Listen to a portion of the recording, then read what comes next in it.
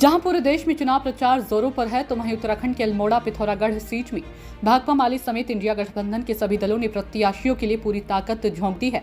अल्मोड़ा में आज India alliance की ओर से भाकपा माले के प्रदेश सचिव इंद्रेश मैखुरी ने पत्रकार वार्ता में भाजपा पर जमकर निशाना साधा। मैखुरी ने कहा कि जिस तरह से भाजपा तमाम भ्रष्टाचारियों को इकट्ठा कर रही है, उससे साफ लगता है कि उनके कदम लड़खड़ा रहे हैं। उन्होंने कहा कि शिक्षा, स्वास्थ्य, रोजगार समेत तमाम सवालों को लेकर आज जनता भाजपा से काफी नाराज है। तो वहीं उन्होंने भाजपा सरकार पर निशाना साधते हुए कहा कि सरकार पिछले 10 सालों से जरूरी सवालों पर चिप्पी साधे हुए है। इंद्रेश मैखुरी ने कहा कि जनता प्रदेश की 5 सीटों के साथ ही देश भर में बदलाव चाहती है और अब भाजपा को अपनी सत्ता जाते हुए दिखाई दे रही है। साथ ही उन्होंने कहा कि भाजपा का मतलब हो गया है भ्रष्टाचारी जुटाओ पार्टी।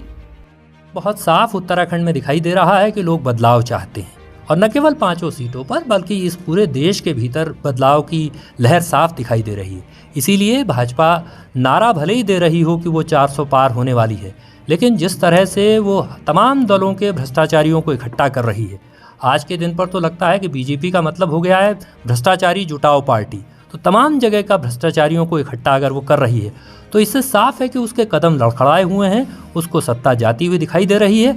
और इसलिए प्रधानमंत्री अपने पद की गरिमा के विपरीत जाकर के सांप्रदायिक ध्रुवीकरण की भाषा बोल रहे हैं, सांप्रदायिक उन्माद की भाषा बोल रहे हैं। तो निश्चित ही इस देश के भीतर लोग समझ रहे हैं कि सरकार ने पिछले 10 सालों अच्छे दिन का वायदा करके तबाही भरे दिन उनके हिस्से में भेजे हैं। इसलिए लोग इस सरकार के खिलाफ हैं, इसको उखाड़ फेंकेंगे वोट की ताकत से।